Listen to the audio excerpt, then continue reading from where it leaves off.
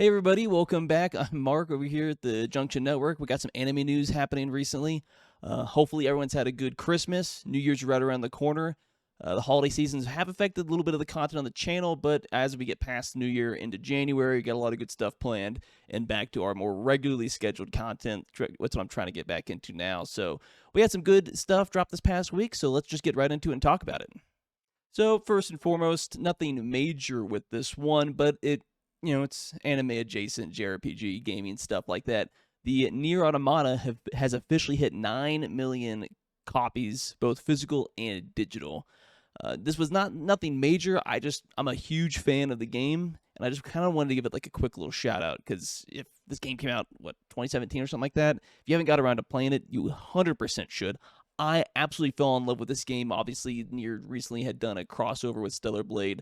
I played that mainly just cosmetic and stuff like that. But anything we get from Yoko Taro, absolute gem. So I just wanted to push this out there, and this is amazing. Hopefully, the next game that they come out with will hit over 10 million. Hopefully, in more than 5 years or something like that. But good shout out to them. 100% well deserved. And this was just kind of like a little more shout out.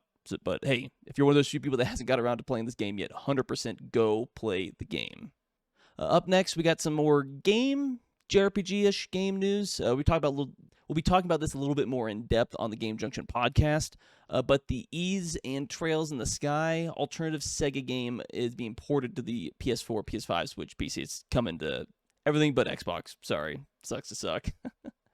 But the originally come around because there's the alternative saga, and if you've seen some of this stuff, it looks absolutely amazing.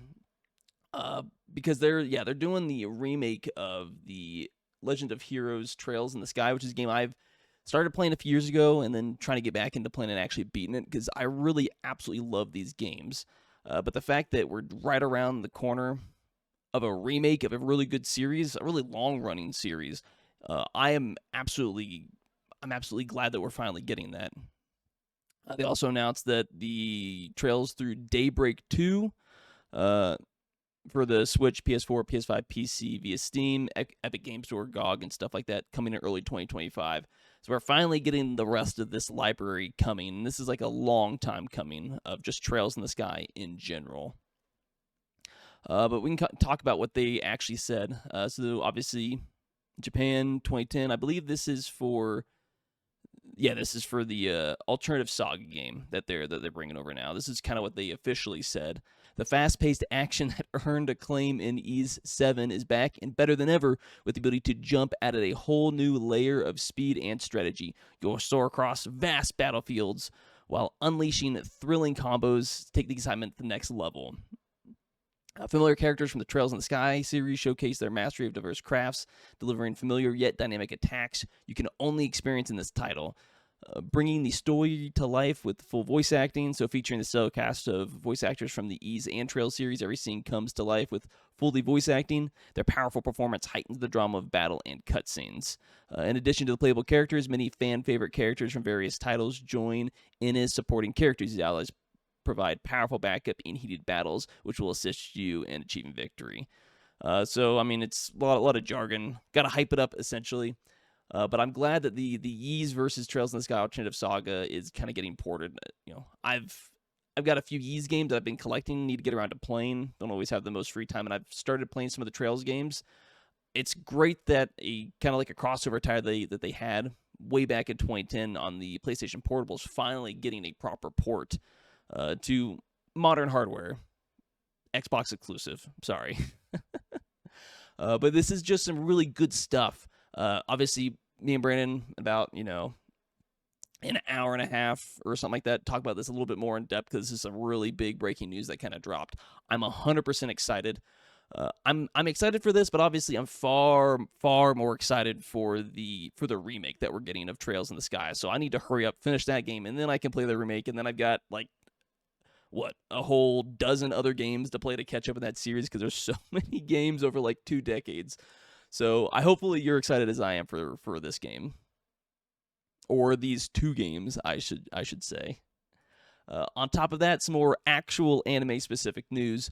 The live-action Oshi no Ko series has what they say ranked #1 for the Amazon Prime domestic originals with the first 30 days in Japan, essentially. Yeah, I'm reading the headline, whatever it is. I can't speak a whole lot on this show. I know it was really popular. I think I watched the first episode and didn't immediately care for it. I thought it was a really good title and what it definitely talked about, but I'm not, for the most part, been a huge idol anime fan. So that on its own kind of kept me out of it. If you've ever watched this, obviously those of you watch it, amaze it, and you'll probably rip on me for saying, you need to go back and finish it. I'm like, yeah, I probably do. Just need to be able to give proper thoughts on it. But regardless of that, the fact that we're getting it's the live action's out on Amazon Japan. I don't know if it's in the US or not, but I mean, watching stuff Amazon Japan, you get a VPN. It's not the hardest thing in the world to watch. This is great because usually live actions for anime are extremely hit or miss. Whether it's the Attack on Titan live action in Japan, both Death Note live action adaptations. I know the US had one. I think Japan had their own. The Dragon Ball live action that we shall not talk about that came out forever ago. They're extremely hit or miss. But then you can have other live action adaptations. I swear I could talk today. It's not you. It's me. It's me problem. It's just me by myself talking to a camera on my computer. You also had some of the game stuff with the what is it called? With the Fallout live action series, some really good stuff, as well as the second shot at the Avatar: The Last Airbender live action series. So they're usually hardly ever in the middle.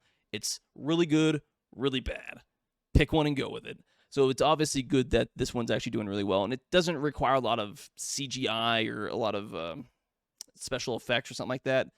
With this kind of show, it's more slice of life, should be something that's easier to adapt. So I'm really glad to see this one's doing really well. Yeah, sorry, I'm not going to be a member.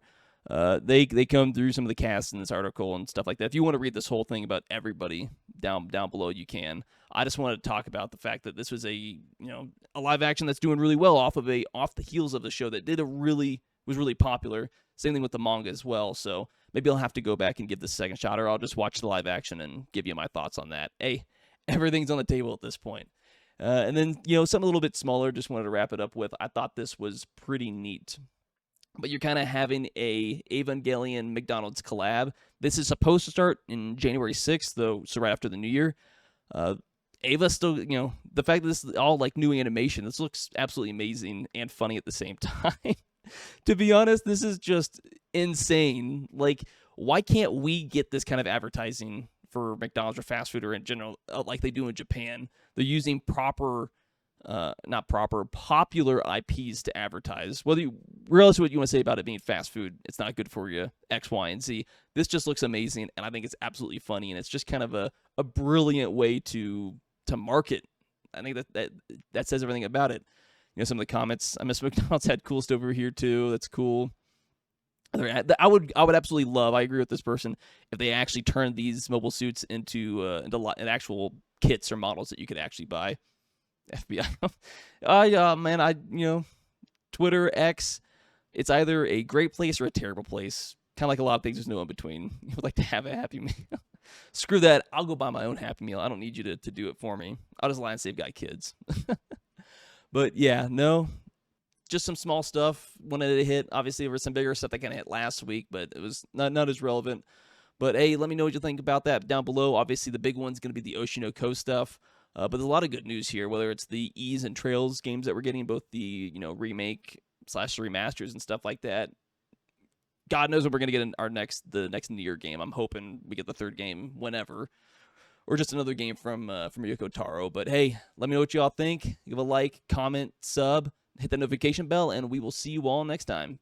Peace out, everybody.